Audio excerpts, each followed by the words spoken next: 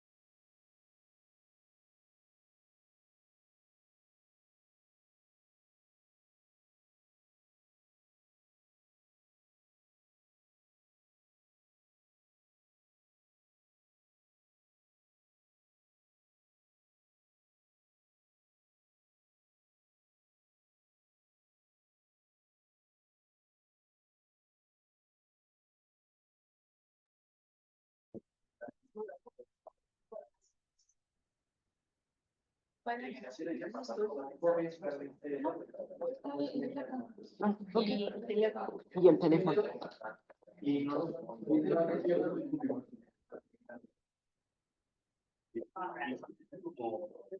Personas quizás un poco alejadas, un poco cercanas situación, podrías decir, este aspecto yo abordo, que veas que lo que podrías aportar a lo social o en tu entorno inmediato.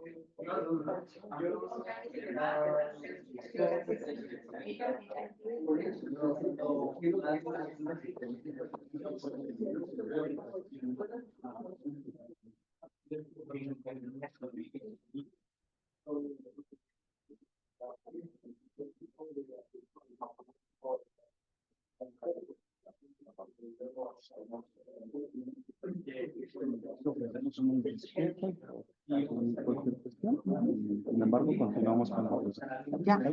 No, Usted me da la señal.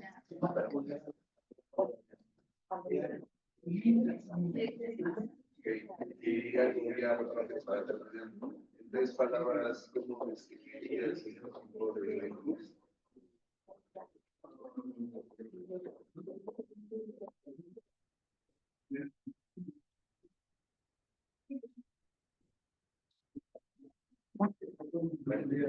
Gracias.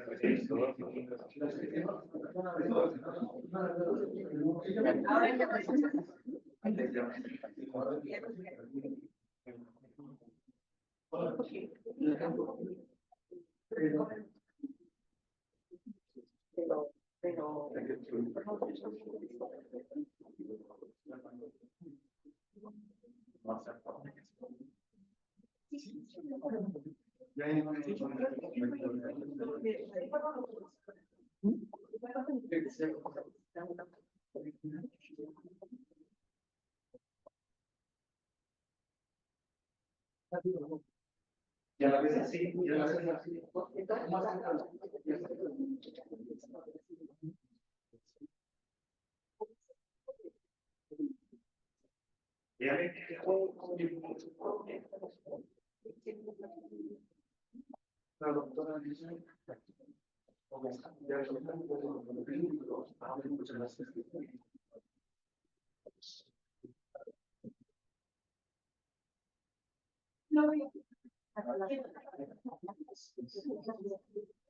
Una disculpa, buenos días nuevamente. Bienvenidos al Congreso Mundial, primer Congreso Mundial para la Prevención y Atención de las Adicciones.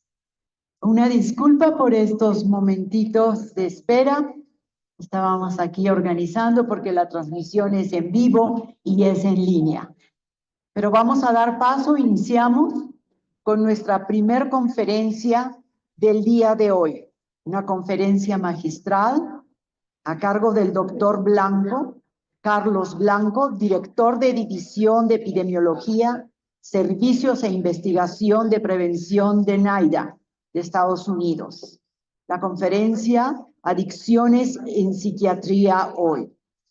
El doctor Blanco, el director de División de Epidemiología, Servicios e Investigación de Prevención de NIDA.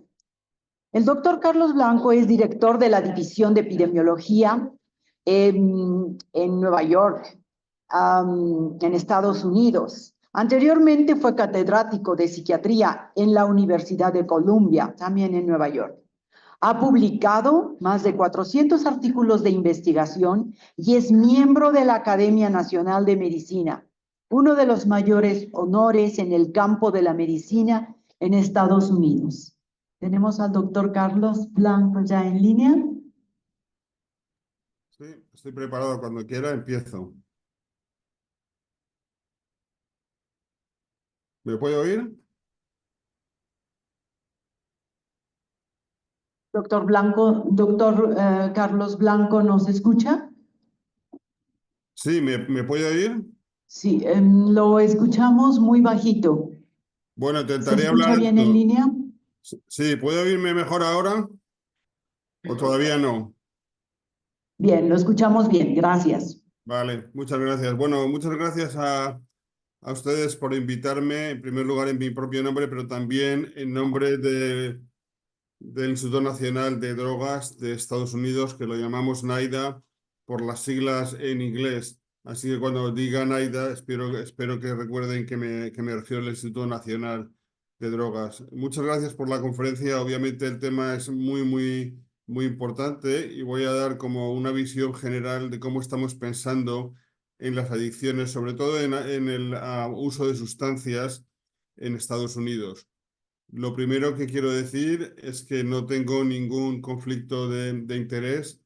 Todos mis ingresos provienen de mi sueldo como empleado de NIDA y también de mi consulta privada de psiquiatría, pero no recibo ningunos ingresos de ningún laboratorio farmacéutico ni ninguna otra entidad que pueda considerarse como un conflicto de interés. Como digo, voy a dar un breve resumen de nuestro pensamiento, pero para los que estén interesados, pongo aquí en primer lugar una diapositiva de un artículo que publicamos la doctora Volkov, que es la directora de NIDA, y yo el año pasado en World Psychiatry, que como saben es la principal revista de psiquiatría del mundo, y ahí presentamos una revisión de muchos aspectos, con lo cual lo que voy a hacer hoy es presentar básicamente un resumen, pero para los que quieran un conocimiento más detallado, les refiero al artículo que, como pueden ver, es de libre acceso sin pago. Durante mucho tiempo hemos estado enfatizando la idea de que las adicciones son un trastorno o una enfermedad del cerebro. Seguimos enfatizando este punto de vista, pero estamos pivotando un poquitín o cambiando para ahora enfatizar que obviamente el cerebro no vive aisladamente, sino que nuestro cerebro es el resultado, nuestra conducta es el resultado de la interacción entre la biología, incluyendo aspectos genéticos, hormonales y de desarrollo, y también del ambiente en el que nos desarrollamos. De esta interacción surge el consumo de drogas y con cierta frecuencia alteraciones cerebrales que pueden conducir a conductas adictivas, en algunos casos de sustancias y en otros casos a los que no me voy a referir principalmente hoy, otro tipo de adicciones como puede ser el trastorno por el juego, ¿no? Lo que antes se llamaba juego patológico y que ahora se llama trastorno por juego en el DSM-5. Una manera quizá un poquitín más sofisticada de pensar en estas interacciones es pensar que todos nosotros tenemos aspectos individuales. Quizá lo más característico, lo que primero viene a la mente son los genes, pero obviamente hay otras características personales, pero ninguno de nosotros vivimos aislados. Todos vivimos en un ambiente familiar y con compañeros, y esto influye en la formación de nuestro cerebro y en nuestra conducta en general. Y luego, más allá de nuestras familias o de nuestros compañeros, también obviamente vivimos en barrios, vivimos en comunidades, algunos en comunidades urbanas, otros en comunidades rurales, que también determinan también influyen en cómo nos vamos a comportar, en cómo nos vamos a desarrollar, en cómo se espera que nos comportemos. Y superpuesto a las ciudades o a los ambientes rurales tenemos las leyes y la cultura que también condicionan y determinan nuestra conducta y nuestro desarrollo. Así que de la idea inicial que presenté de que todas las adicciones son enfermedades cerebrales, podemos ver que es importante tener esta frase o este punto de vista más en el contexto de todos estos distintos aspectos ambientales que condicionan nuestra conducta y condicionan nuestro desarrollo. Y una manera complementaria también de ver esto es considerar algunos de los factores de riesgo para los trastornos por uso de sustancias o adicciones en general. Obviamente, en esta diapositiva o en este gráfico, lo que presento no espero que ustedes lo aprendan de memoria, pero lo que sí que espero es que piensen un poco en algunos de los conceptos básicos de esta diapositiva. Aquí lo que muestro es algunos factores de riesgo que están agrupados según a la edad en las que es más posible o más probable que se produzcan. Y esto es un modelo que publicamos hace quizá 10 años, lo hemos publicado en varias revistas, en Addiction, Drug and Alcohol Dependence. Hemos distintas modificaciones del modelo.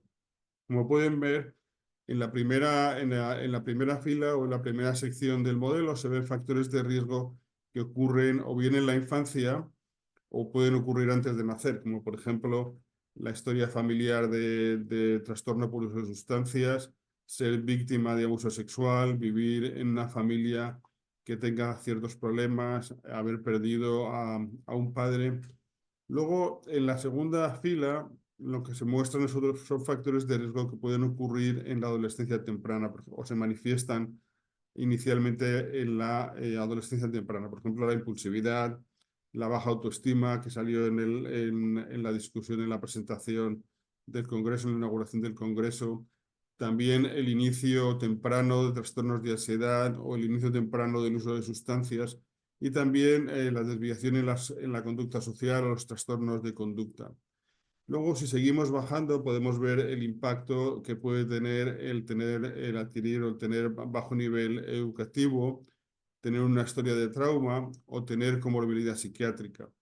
Luego, más adelante, en la edad adulta, quizá el no tener pareja, estar divorciado, tener una historia de trastorno por uso de sustancias o tener un trastorno de la conducta.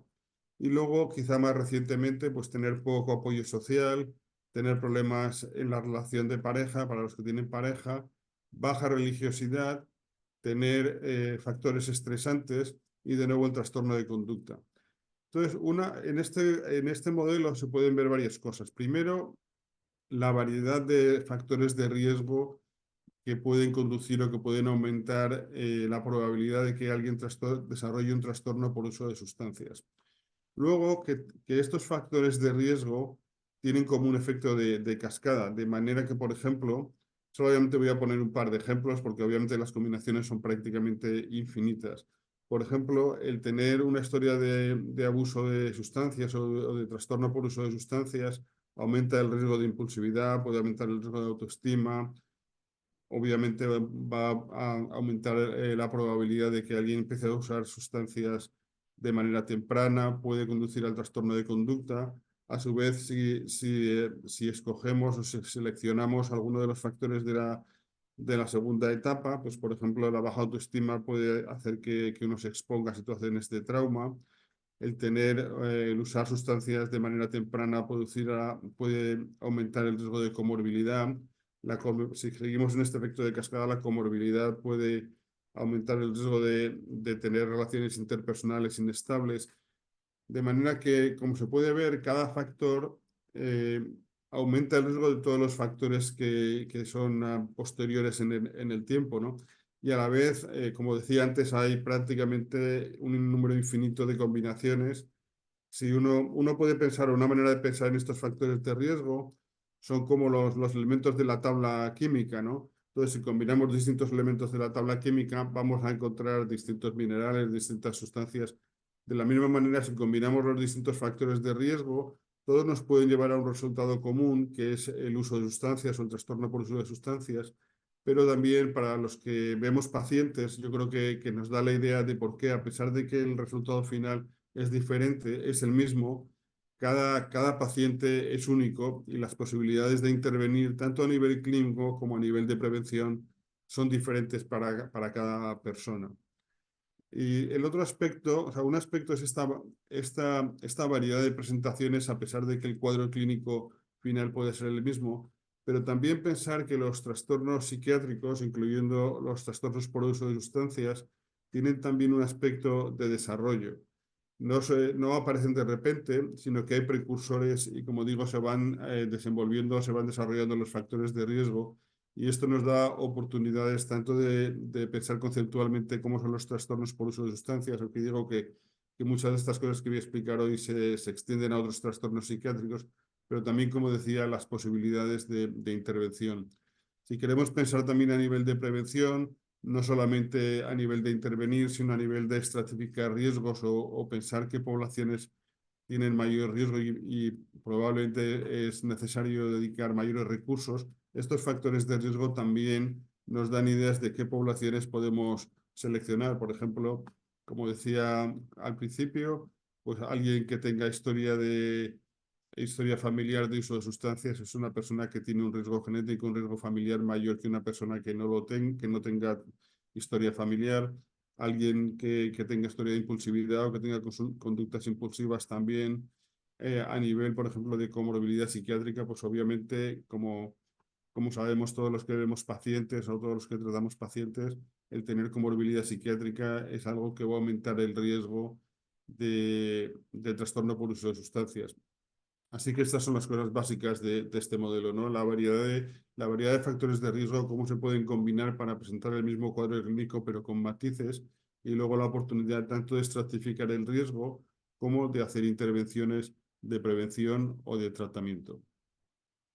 Este gráfico que es un poquitín abstracto, de nuevo no espero que nadie se intente aprender los números, pero básicamente lo más importante son las flechitas que unen lo que pone internal y externalizing.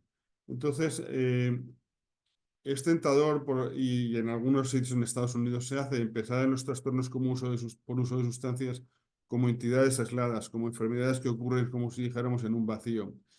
Pero, como comentaba antes, la comorbilidad psiquiátrica es muy frecuente. En Estados Unidos y quizá en otras áreas donde se estudia psiquiatría, una manera de, como si dijéramos, de dividir los trastornos psiquiátricos es trastornos internalizantes y trastornos externalizantes. Esto es una cosa que se ha convertido en muy popular en Estados Unidos. Los trastornos internalizantes, como se puede ver en la diapositiva, incluirían cosas como la depresión mayor, la distimia, el trastorno por ansiedad generalizada, mientras que los externalizantes son sobre todo los trastornos por uso de sustancias y también, por ejemplo, el trastorno de personalidad antisocial.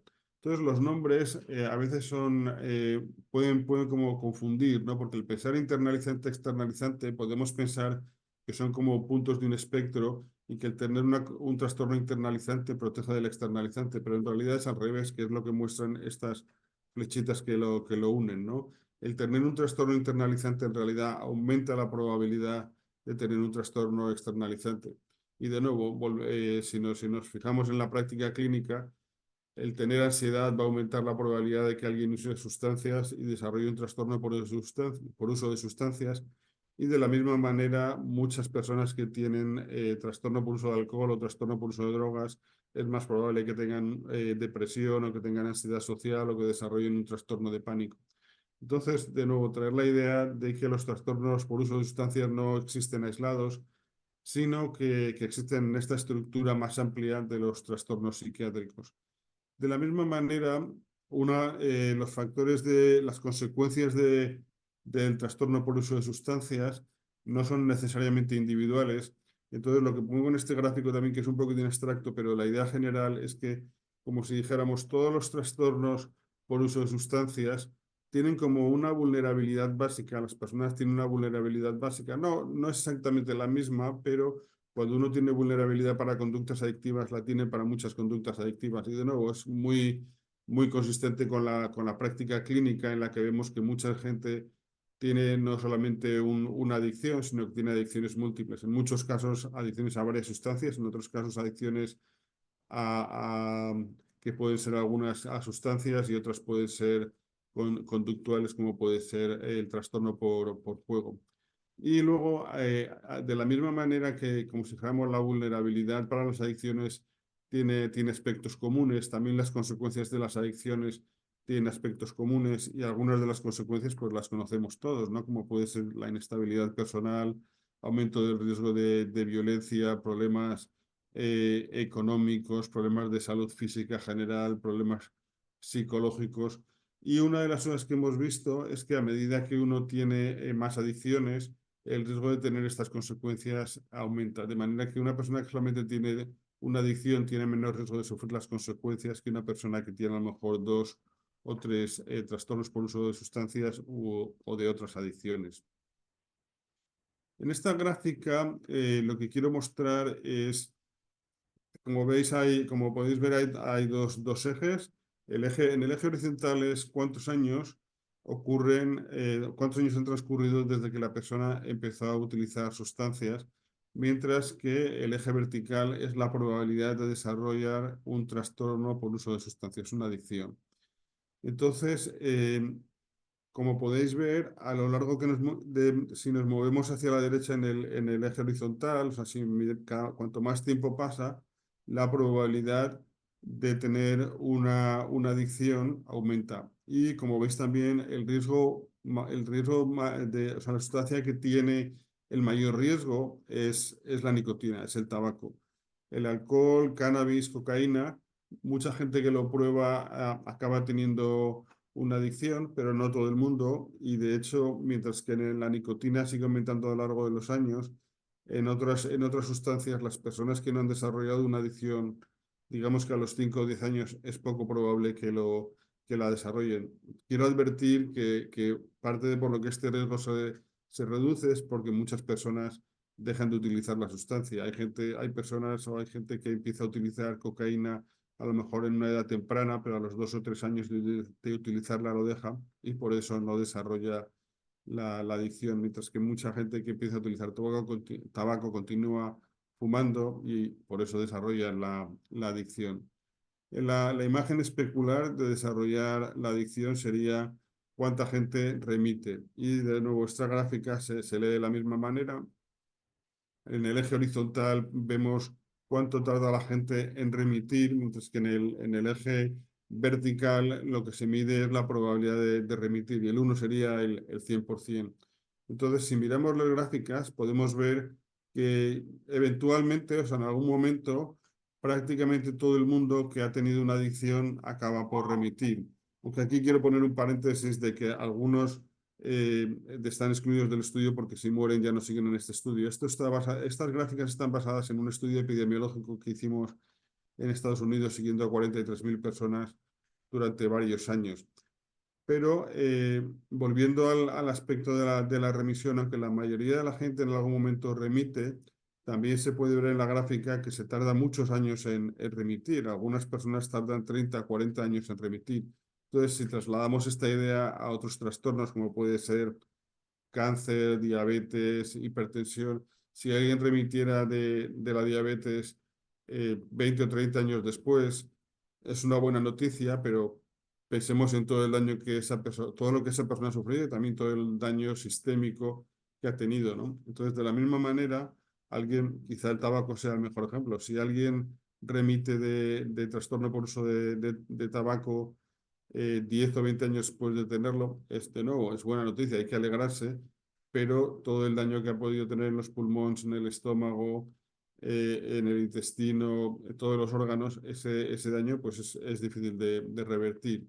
Entonces, quería presentar pues, un poquitín la idea longitudinal de cómo son los trastornos por uso de sustancias. Y luego otro aspecto que también tenemos que tener en cuenta es la idea de que no para todo el mundo, pero para muchas personas las adicciones son trastornos crónicos con probabilidad de recaída. De manera que cuando pensemos en tratamiento, no solamente hay que pensar en el tratamiento del episodio agudo, sino pensar que las personas que tienen un trastorno por uso de sustancias es posible que vuelvan a recaer y por eso tenemos que desarrollar planes para la continuidad del tratamiento. En esta diapositiva he puesto solamente el ejemplo del tabaco, donde se puede ver que el riesgo tiene básicamente o sea, la forma de riesgo es una curva exponencial negativa. El mayor riesgo es en los primeros 3 meses, luego en el primer año, y a medida que va pasando tiempo, el riesgo de recaída va disminuyendo. Pero también advierto que si miramos que el eje horizontal son 35 años, incluso después de 35 años, de haber dejado de fumar, hay un riesgo más o menos del 10% de recaída. De manera que sí, debemos poner la mayor parte del énfasis en el tratamiento y en la prevención de recaídas al principio de la abstinencia, pero siempre hay que estar con cierto cuidado, con cierta vigilancia, porque hay riesgo de recaída en cualquier momento.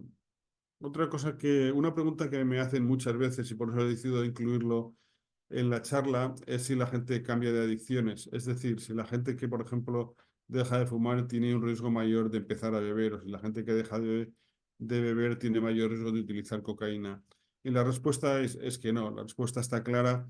La gente que es capaz de que remite de una adicción tiene menor riesgo, no mayor riesgo de empezar o de tener otro trastorno adictivo, de desarrollar otro trastorno adictivo. Y de hecho, voy más allá, la gente que remite de una adicción tiene una mayor probabilidad de remitir de otras adicciones. De manera que si alguien tiene, por ejemplo, un trastorno por uso de tabaco y un trastorno por uso de alcohol, y la persona es capaz de remitir del uso de tabaco, eso le va a favorecer el remitir del uso de alcohol. Eso lo digo porque tiene implicaciones tanto para prevención como para tratamiento, porque simplemente el tratar una de las adicciones es una manera de prevenir la instauración de otra adicción y también, como digo, puede favorecer la remisión de otras adicciones.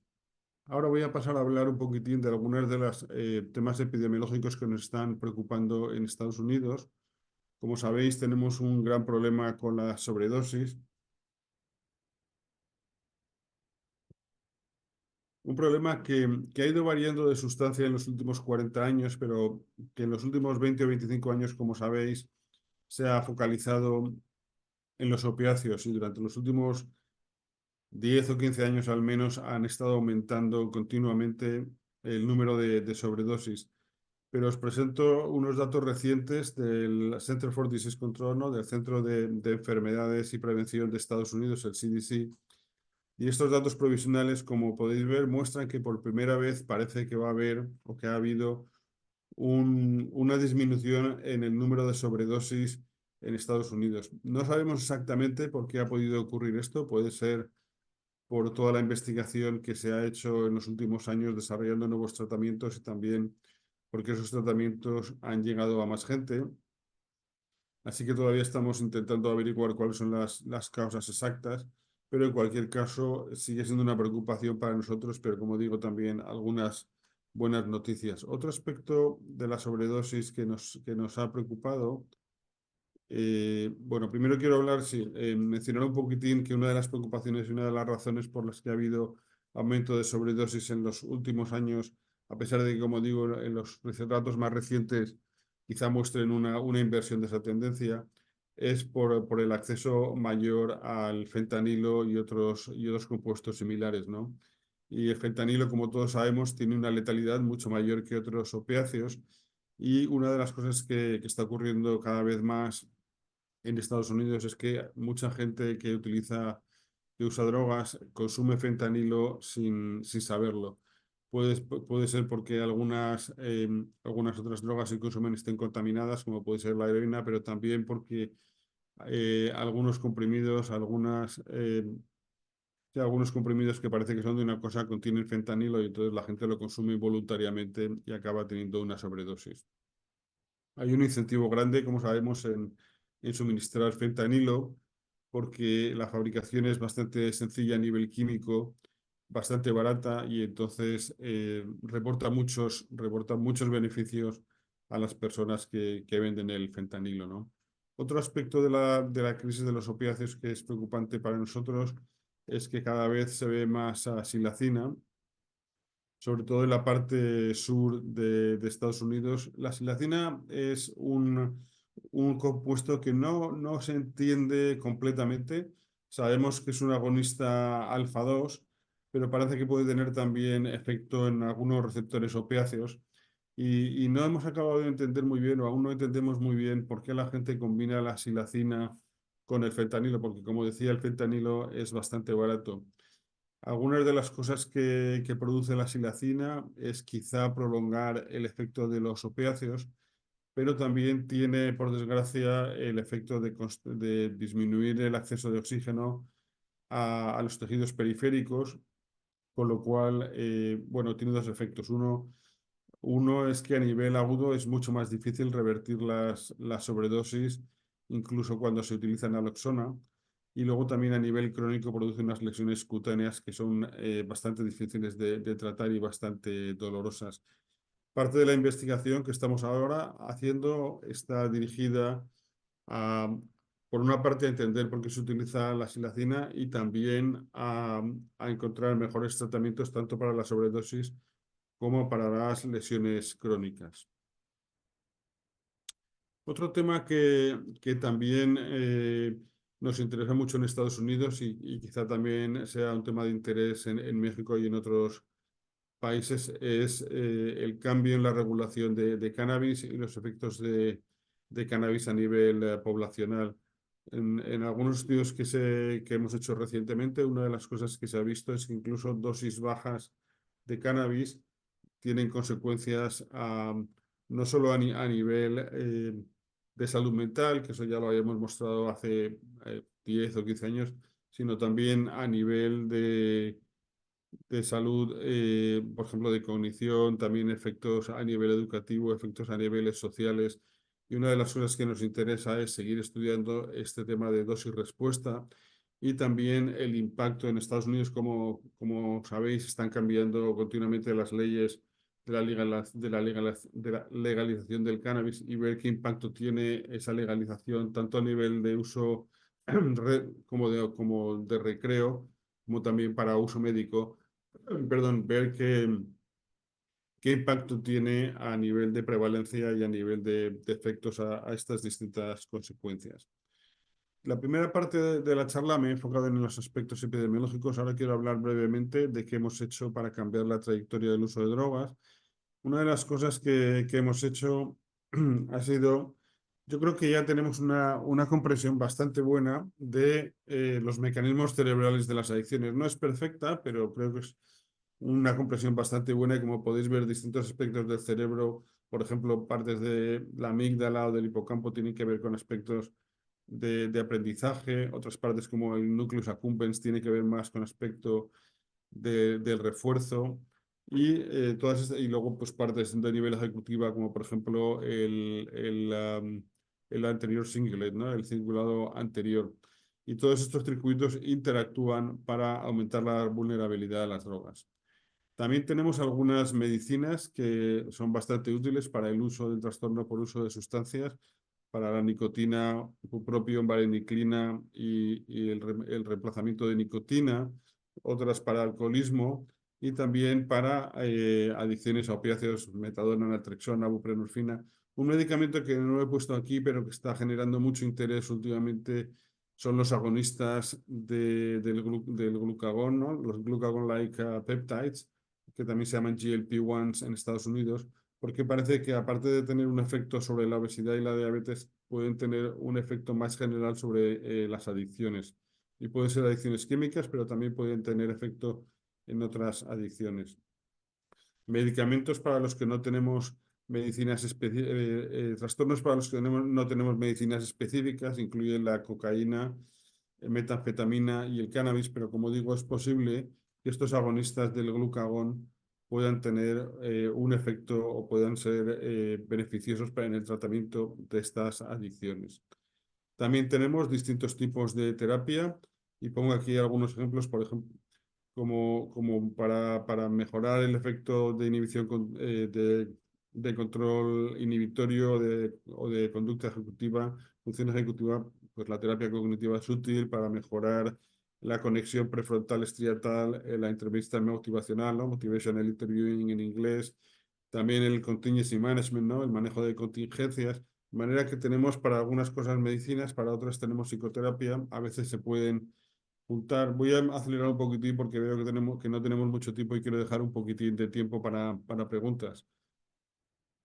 Y también a nivel de, moviéndonos un poquitín del aspecto de cuáles son las medicinas, a cómo plantear servicios de salud, es importante utilizar recursos menos intensos para poblaciones que tengan trastornos menos severos. Esto es una pirámide de la severidad de las adicciones, entonces está basado en datos de Estados Unidos, pero básicamente la idea es que algunas personas usan pero no tienen problemas, otras personas usan y tienen algunos problemas, pero no desarrollan trastorno, otras tienen trastornos severos y luego otras personas necesitan tratamientos muy intensos. Entonces, dependiendo de la severidad del trastorno, podemos, como decía, dedicar más o menos recursos según la intensidad, de manera que podamos llegar a la mayor cantidad de gente de la manera más eficiente posible. Los tratamientos que tenemos, aunque son buenos, tienen ciertos problemas, ¿no? Uno es que relativamente poca gente o muy poca gente accede a ese tratamiento. También es difícil entrenar y entrenamos, yo creo que demasiada poca gente en intervenciones que estén basadas en la evidencia y eso hace que estas intervenciones no se adopten tanto como nos gustaría. Y y al haber poca supervisión y mucho recambio en el personal que puede dar estas intervenciones, pues al final las intervenciones no acaban de llegar a la gente. Entonces también hay poca gente que esté dispuesta a tomar medicaciones y también ciertos grupos están opuestos al uso de medicaciones, aunque esto está cambiando al menos en Estados Unidos. Todavía hay mucha resistencia en algunos grupos de pacientes en Estados Unidos a tomar medicaciones que, como he dicho antes, para muchos trastornos son eficaces. Este es un ejemplo simplemente basándonos en los opiáceos para demostrar la poca cantidad de gente que llega al tratamiento. Y en esta diapositiva lo más importante es fijarse en esta barrita azul. Entonces, esto lo que muestra es que en Estados Unidos, cuando se hizo este estudio, que es como hace 10 años, había como se estima que había como unos 2,5 millones de personas que tenían trastorno por uso de opiáceos. Entonces, de esos, como más o menos el 60% en algún momento reciben un diagnóstico, pero solamente como el 20% en algún momento llegan a tener tratamiento. Y cuando uno sigue toda la gráfica, básicamente al final solamente el 2% de las personas que tienen un trastorno por uso de opiáceos en Estados Unidos recibe un tratamiento basado en la evidencia, como por ejemplo metadona, naltrexona o buprenorfina, y se mantiene en ese tratamiento durante 6 meses o más. Si pensamos en cualquier otra enfermedad, de nuevo diabetes, hipertensión, cáncer, en la que solamente el 2% de la gente recibiera tratamiento, bueno, yo creo que habría una revolución, ¿no? Y sin embargo, esto en las adicciones no es tan sorprendente.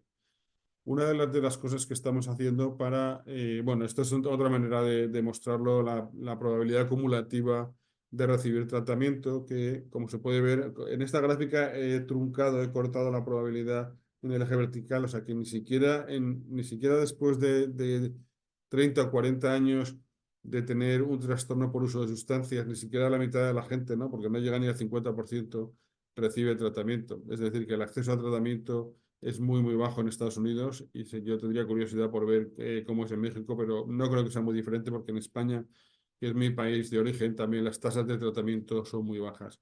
Algunas de las cosas que estamos haciendo para mejorar esto es centrarnos un poquitín en prevención.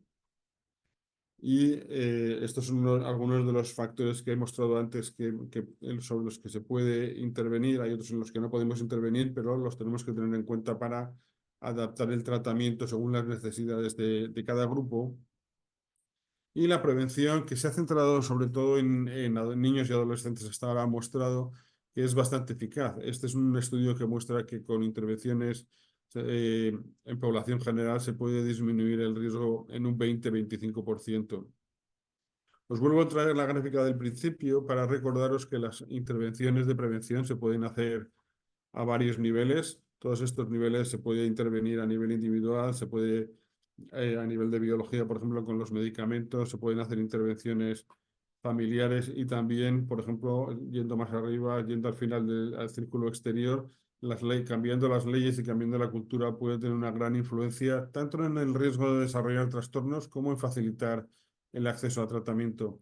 Y os traigo también esta diapositiva de nuevo para los que sois clínicos, porque a veces pensamos en la prevención como algo que tienen que hacer las autoridades sanitarias, pero no algo que podemos hacer como clínicos. Sin embargo, aquí se puede ver que podemos intervenir para prevenir o para tratar, por ejemplo, el abuso sexual. Se puede prevenir, se puede tratar la impulsividad, se puede tratar la ansiedad, se puede tratar la comorbilidad psiquiátrica, se pueden enseñar técnicas para manejar mejor el estrés. O sea que como clínicos no solamente tenemos una responsabilidad en tratar a los pacientes, sino que también tenemos la posibilidad de prevenir el desarrollo de otras sustancias. Voy a centrarme un poquitín en el tipo de investigación que estamos promoviendo ahora en NAIDA.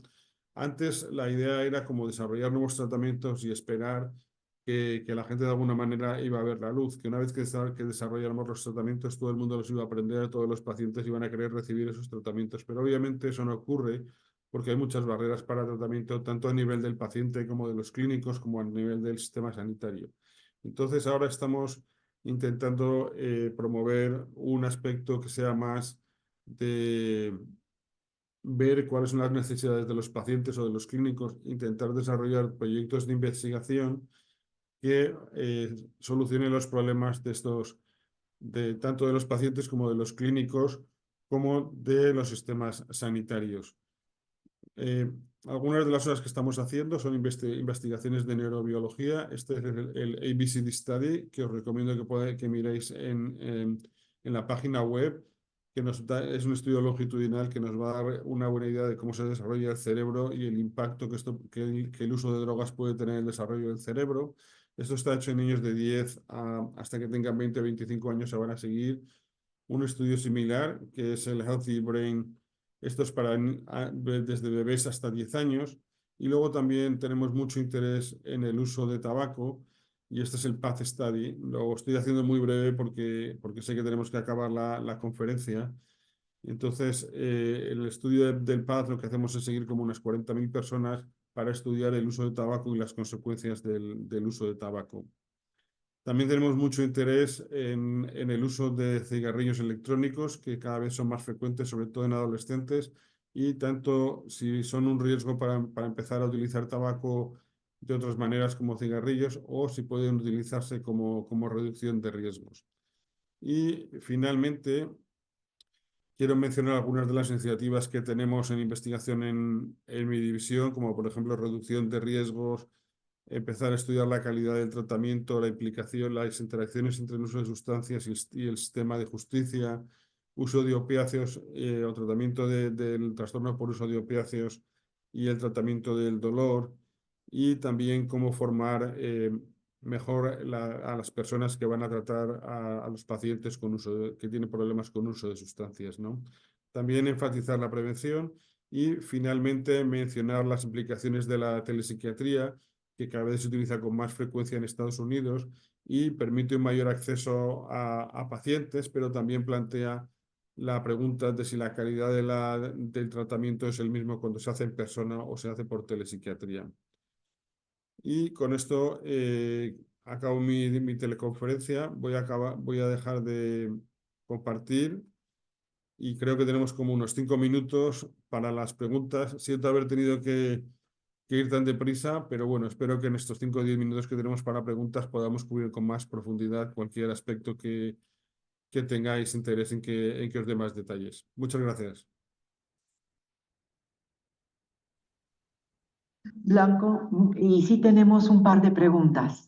Y muy interesante esto que nos ha planteado el doctor Carlos Blanco desde los factores de riesgo y cómo estos se van cambiando durante el tiempo. Doctor, justo en relación a estos nos dicen que si hay alguna prioridad, que si los factores de riesgo están ponderados, es lo que entendemos, que si hay factores de riesgo con mayor prioridad para justo las personas que tienen este problema en adicción.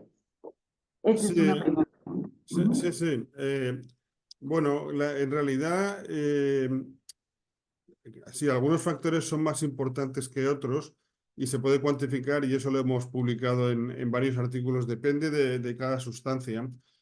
Quizá el factor mayor que es la genética, ¿no? Porque eso explica más o menos como el 50% del riesgo, pero de momento no podemos influir en la genética. Entonces, a nivel clínico, yo creo que donde podemos intervenir más es primero en prevenir y tratar el abuso infantil, que es un tema muy preocupante, y sobre todo en tratar la comorbilidad psiquiátrica. Tenemos muy buenos tratamientos para ansiedad, para depresión, para trastorno bipolar, para estrés postraumático, y como tratar esos trastornos, como decía, primero tiene el beneficio de eliminar esos trastornos y esa fuente de sufrimiento para los pacientes, o sea que eso ya de por sí sería bueno, pero además tiene el beneficio de que, como he dicho, ayuda a mejorar, primero a prevenir y también a tratar los trastornos por uso de sustancias. Otra cosa a tener en cuenta a nivel de prevención es que obviamente si intervenimos en los factores que ocurren antes en la cadena, eso va a prevenir el que se desarrollen factores de riesgo que están más abajo en el aspecto del desarrollo de la persona.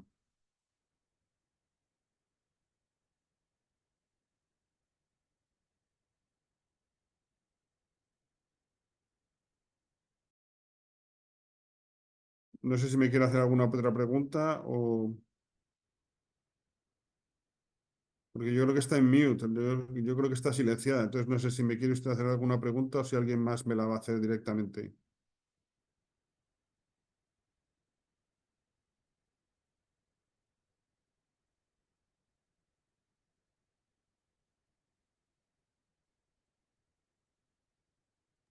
Ya. ¿Ya? ¿Ahora sí ya? Sí, Eh, ahora sí que la escucho, sí. Perfecto. Aquí me hacen la pregunta de si se puede considerar que un individuo puede tener tendencia o hacer afecto o un apego a cierto tipo de adicciones. ¿Y en función de qué estaría eso? En la- como he comentado, o sea, los factores de riesgo en general son bastante comunes, primero a través de todos los trastornos psiquiátricos, pero incluso entre las distintas adicciones, los factores de riesgo son básicamente los mismos.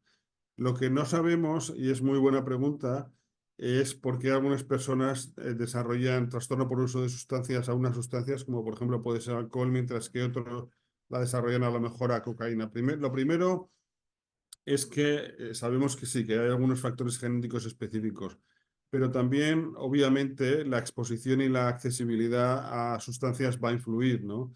Si uno vive en un país en el que no hay acceso, por ejemplo, al alcohol, como puede ocurrir a lo mejor en países donde la religión prohíbe el uso de alcohol, ahí va a ser muy difícil tener una adicción a alcohol, ¿no? Mientras que si hay acceso a alcohol es más fácil. Por la misma razón, o sea que la disponibilidad de las drogas es importante, la historia familiar, las normas sociales, la familia.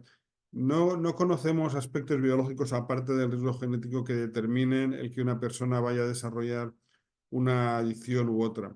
Por otra parte, también quiero recordar que un gran número, un gran porcentaje de las personas que tienen un trastorno por uso de sustancias tienen un trastorno, tienen adicción a otros trastornos, o sea que no es tan frecuente, salvo quizá en tabaco y salvo quizá en alcohol, el que una persona solamente tenga adicción a una sustancia.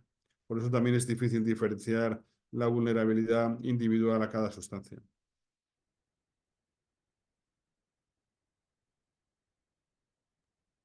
Vamos a dejar aquí, desafortunadamente el tiempo ya se nos ha terminado, vamos a dejar aquí las preguntas, pero hay varias preguntas también muy interesantes. Pero no quisiéramos dejar de agradecerle y entregarle a nombre de la Fundación Prevem y de la Universidad Hebraica